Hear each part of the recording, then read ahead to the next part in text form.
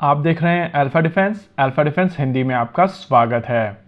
US ने जब Iran की फार्दोव साइट के ऊपर अटैक किया था तो उनकी तरफ से GBU-57 मॉब का प्रयोग किया गया था। मॉब यानी कि मैसिव ऑर्डिनेंस पेनिट्रेटर एक स्पेसिफिक तरीके का बॉम्ब है जो डीपली बरीड बंकर्स को नष्ट करने के लिए बनाया गया है। वैसे तो यूएस और ईरान के बीच का मैच ऑलमोस्ट फिक्स निकला, लेकिन अगर कैपेबिलिटी की बात की जाए तो ये कैपेबिलिटी काफी इंपॉर्टेंट हो जाती है। और इसी एपिसोड के तुरंत बाद इंडियन सोशल मीडिया के ऊपर एक बज़ चल रही है कि भारत की तरफ से अग्नि 5 मिसाइल सिस्टम्स के लिए एक कन्वेंशनल वॉरहेड बनाया जा रहा है और ये वॉरहेड भारत को GBU-57 जैसी क्षमताएं प्रोवाइड करेगा। इस वीडियो के दौरान हम लोग इसी चीज को समझने की कोशिश करेंगे और जानने की कोशिश करेंगे कि क्या अग्नि 5 का प्रयोग करते हुए भारत GBU-57 जैसी कैपेबिलिटी अचीव कर सकता है।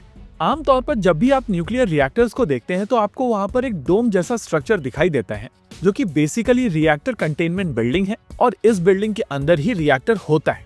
अच्छा, यहाँ पर बहुत सारे लोग जो रिएक्टर्स को समझते हैं वो कहेंगे कि आपने चीजों को ओवर सिंप्लीफाई कर दिया है और इस तरीके के डोम्स आमतौर पर प्रेशराइज्ड वाटर रिएक्टर या बॉइलिंग वाटर रिएक्टर में ही देखने मिलते हैं। वहीं पर प्रेशराइज्ड हेवी वाटर रिएक्टर जैसे कि कंडू, उसका डोम थोड़ा और अलग होता है। फिर आते हैं gas cooled reactors, liquid metal fast breeder reactor, मॉल्टन salt reactors या मॉड्यूलर रिएक्टर्स। वो कंपैरेटिवली डिफरेंट होते हैं। इन सभी के बारे में किसी दिन हम लोग डिटेल में बात करेंगे जब हम लोग पाकिस्तान के सभी न्यूक्लियर रिएक्टर्स को लोकेट करेंगे। फिलहाल के लिए सिंप्लिसिटी के लिए हम लोग यहाँ पर डोम का प्रयोग कर रहे हैं। अब इमेजिन कीजिए कि एनिमी का एक रिएक्टर आपको पता है और आप चाहते हैं कि उसको ध्वस्त किया जाए। इस तरीके के अटैक के लिए GBU-57 मॉब जैसा बॉम्ब आपके लिए एक परफेक्ट चॉइस होगा, क्योंकि आप इसको प्रिसिशन के साथ डीपली बरीड रिएक्टर के ऊपर मार सकते हैं और ये बॉम्ब इस स्ट्रक्चर को पेनिट्रेट करते हुए सीधे सीधे इसके कैलेंड्रिया में जाकर गिरेगा और वहां पर जाकर एक बड़ा एक्सप्लोजन होगा। आसान भाषा में अगर कहा जाए तो सीधे सीधे आप कोर को टारगेट कर सकते हैं। यही काम अगर आप किसी बैलिस्टिक मिसाइल सिस्टम से करने की कोशिश करेंगे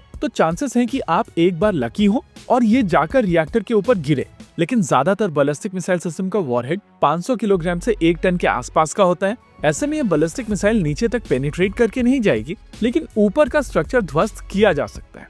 इसके अलावा एक एंगल है एक्यूरेसी का भी, जिसको समझने के लिए आपको एटमॉस्फेयर को समझना पड़ेगा। बैलिस्टिक मिसाइल सिस्टम पहले ऊपर जाकर नीचे आती हैं और जब ये मिसाइल सिस्टम एटमॉस्फेयर में वापस से एंटर करती हैं तो ये रीजन आमतौर पर थर्मोस्फीयर होता है।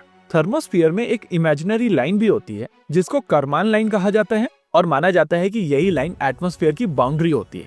ये बाउंड्री लगभग 100 किलोमीटर की ऊंचाई पर होती है, लेकिन अगर एक्चुअल री एंट्री की बात की जाए तो ये थर्मोस्फीयर और मेसोस्फीयर के बीच की बाउंड्री पर होता है जो लगभग 85 किलोमीटर के एल्टीट्यूड पर होता है। ऐसे में जब बैलिस्टिक मिसाइल सिस्टम वापस से री एंट्री करती है तो वहां पर बहुत सारे वेरिएबल्स होते हैं और उन वेरिएबल्स के बावजूद इस मिसाइल सिस्टम को एग्जैक्टली उसी पॉइंट पर एंटर करना पड़ता है जो आपकी ट्रेजेक्ट्री के हिसाब से आपको टारगेट तक लेकर जाए।